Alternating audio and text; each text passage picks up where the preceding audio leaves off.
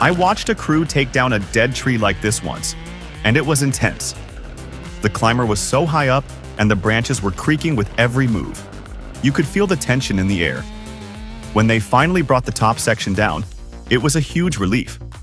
It really made me respect the dangers these guys face. 그래.